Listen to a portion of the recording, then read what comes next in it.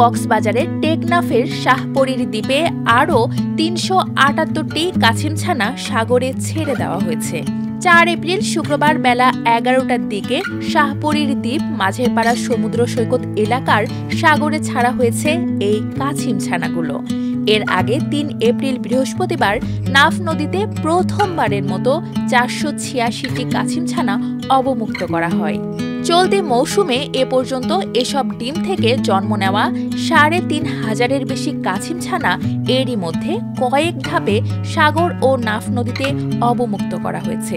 এই কাছিমছানাগুলো জন্ম নিয়েছে শাহপরীর দ্বীপে সমুদ্র সৈকত সংলগ্ন হ্যাচারিতে। নেচার কনজারভেশন ম্যানেজমেন্ট নেকোমের প্রাকৃতিক সম্পদ ব্যবস্থাপনা ও জলবায়ু পরিবর্তন ম্যানেজার আব্দুল কাইয়ুম বলেন, টেকনাফের শাহপরীর দ্বীপ মাঝেরপাড়া সমুদ্র সৈকত সংলগ্ন এলাকা থেকে এবার কাছিমের ৮৫০০টি ডিম সংগ্রহ করা হয়। শুক্রবার সকালে সাগরে অবমুক্ত করা কাছিম ছানাগুলো মাঝেরপাড়া এলাকার একটি হ্যাচারিতে ফোটানো হয়। এরপর সাগরের লোনা পানিতে ছাড়া হয়েছে। টেকনাফ সহ পুরো জেলার ১২টি পয়েন্ট থেকে এবছর ২৫,৭০০টি কাছিমের ডিম সংগ্রহ করা হয়েছে। সংগ্রহ করা ডিমের ৮৫% থেকে বাচ্চা ফুটেছে।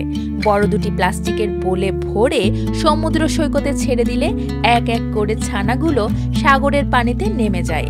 সমুদ্রের ময়লা আবর্জনা ও আগাছা পরিষ্কার এবং মাছের পোনা খাদক জেলিফিশ খেয়ে সমুদ্রের জীববৈচিত্র্যের ভারসাম্য বজায় রাখতে অনন্য ভূমিকা রাখে কাছিম। বন ও পরিবেশ অধিদপ্তরের দিক নির্দেশনায় নেকোম ২০ বছর ধরে কাছিম সংরক্ষণে কাজ করে আসছে।